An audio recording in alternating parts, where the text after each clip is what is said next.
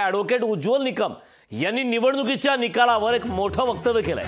पराभव झाल्यास पांढरा शर्ट आणि काळा कोट तयार आहे, निकाल काहीही लागला तरी स्वीकारणार असं उज्ज्वल निकम यांनी म्हटलंय। उज्ज्वल निकमांना पराभवाची धास्ती आहे का असा प्रश्न आता या निमित्ताने निर्माण होतोय। दरम्यान उज्ज्वल निकम यांच्याशी बातचीत केली आहे आमचे प्रतिनिधी चेतन ननावरे।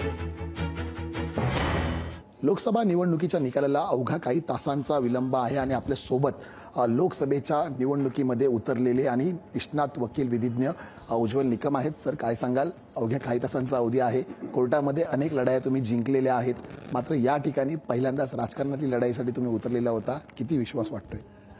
सय की ही राजकारणाची जरी लढाई असली त्याचा निकाल उद्या आहे। अर्थात निकाल काय लागेल याविषयी बरेच अनेक तर्कवितर्क लढवले जातात, पण माझ्यापुरता म्हणाल तर जो निकाल ऑलरेडी मतपेटीत बंद आहे त्या संदर्भात आज भाष्य करण्यात काही अर्थ नाहीये। प्रत्येकाला वाटतं आपण निवडणूक जिंकावी, गैर काही नाही, ते मलाही वाटणार, परंतु धाकधूक जी आहे अशी अजिबात मनात नाही। कारण मी कर्मवादी का मारस्ते मा फलेषु कदाचन, आपण आपलं कर्म करत राहायचं, फळाची अपेक्षा करायची नाही।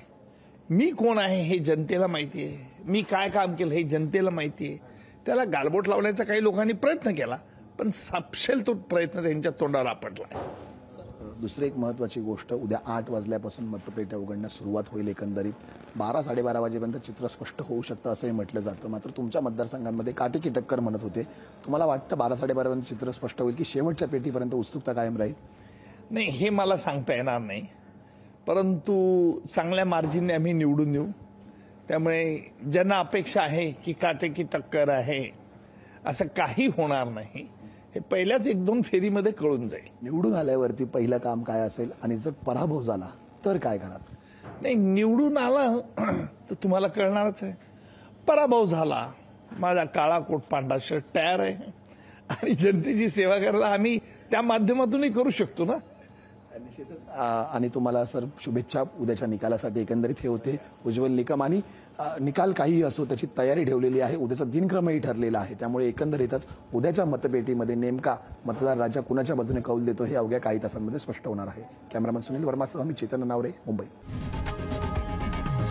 लोकशाही मराठी ऐका, पहा, जागरूक रहा।